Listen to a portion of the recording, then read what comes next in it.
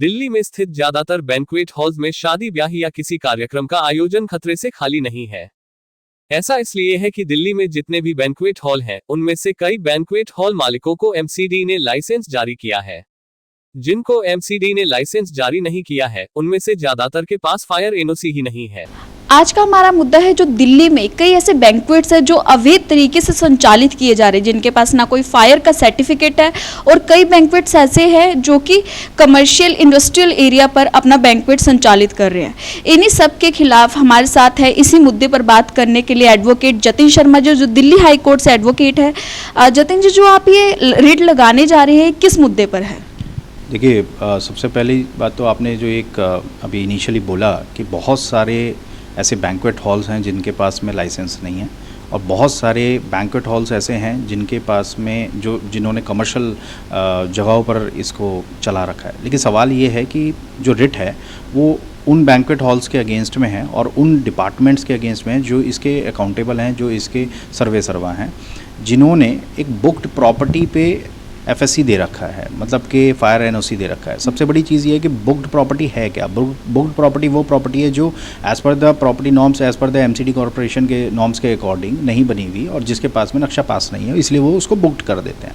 तो अब एक बुक्ड प्रॉपर्टी जिसके पास में कोई अवेलेबिलिटी ऑफ द नक्शा नहीं है, किसी और चीज़ का नॉर्म्स उसके अंदर इम्प्लीमेंट नहीं है, जिन्होंने वायलेशन कर रखा है, उसी के ऊपर आपने फायर एफएससी नॉर्म्स को मतलब वायलेट करते हुए या इग्नोर करते हुए कहें और उनको आपने लाइसेंस दे दिया है और वो वहाँ पर आराम से चला रहे हैं। बट सवाल ये है कि एमसीडी के अंदर ऐसे नॉर्म्स हैं, एमसीडी एक्ट के अंदर ऐसे नॉर्म्स हैं जिसमें कि कोई भी प्रॉपर्टी अगर बुक्ड हो गई तो वो यूज़ में नहीं आ सकती।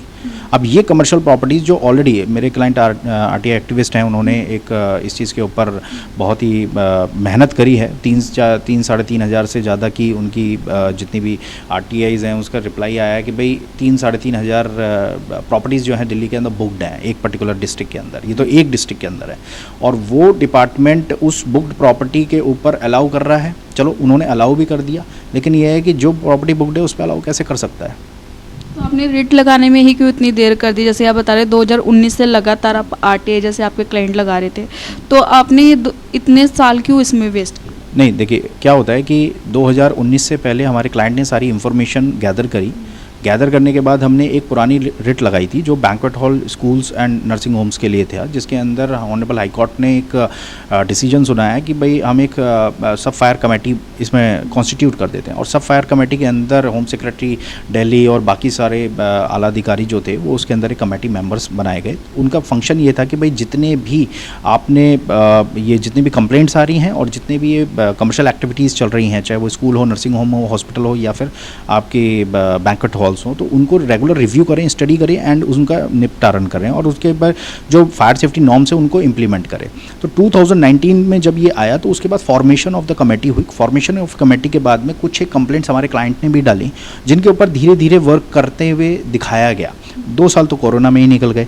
अब जब से ये 2021 है, 2021 से लेकर के हमारे क्लाइंट ने कई सारी कंप्लेंट्स डाली हैं, कई सारी, क्योंकि किसी भी नए अथॉरिटी को या कमेटी को जब ये फॉर्म होती है तो उसे कुछ टाइम देना चाहिए, बिकॉज आप स्टडी कोई हवा में स्टडी नहीं होती कोई भी।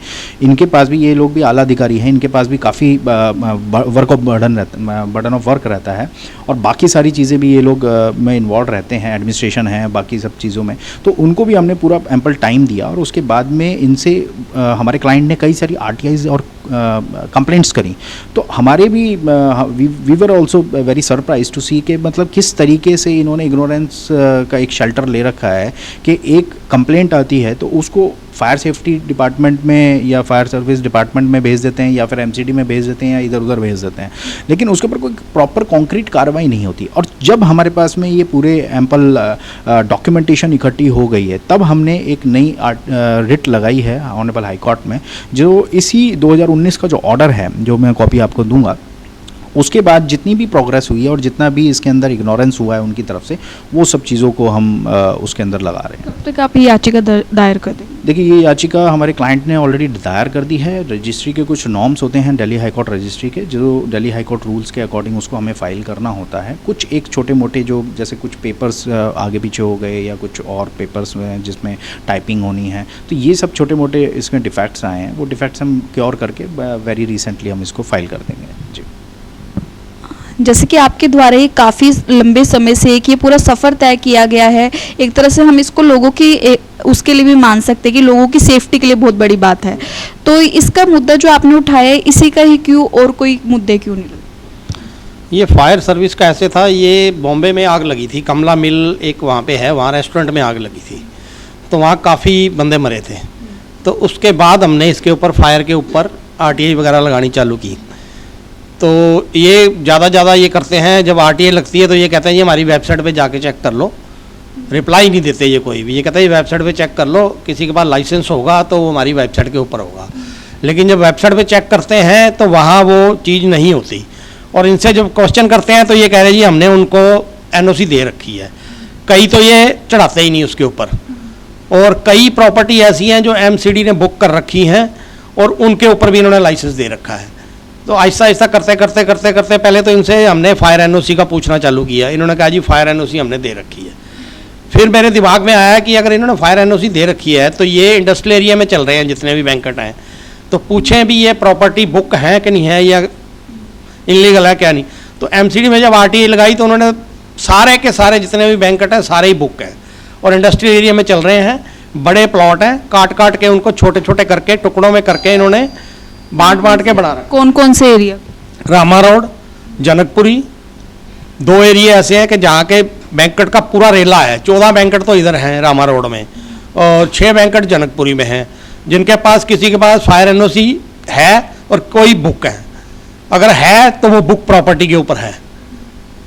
तो उसी के लिए हमने अपने वकील साहब को बोला भी इसके ऊपर ये तो बुक प्रॉपर्टी पे लाइसेंस दिए जा रहे हैं, तो इसके लिए एक बार रिट लगाते हैं, जो कमेटी बनी है उसके संज्ञान में डालते हैं और हाई कोर्ट के संज्ञान में डालते हैं। अब देखो आगे क्या होता है। रिट हमने फाइल कर दी है और 2-4 दिन में उसकी डेट लग जाएगी, तो फिर देखते हैं हाई कोर्ट क्या संज्ञान लेता है उसके। दिल्ली हाई कोर्ट में इसको लेकर याचिका दायर हो चुकी है। अब देखना है कि दिल्ली हाई कोर्ट इसका क्या संज्ञान लेता है।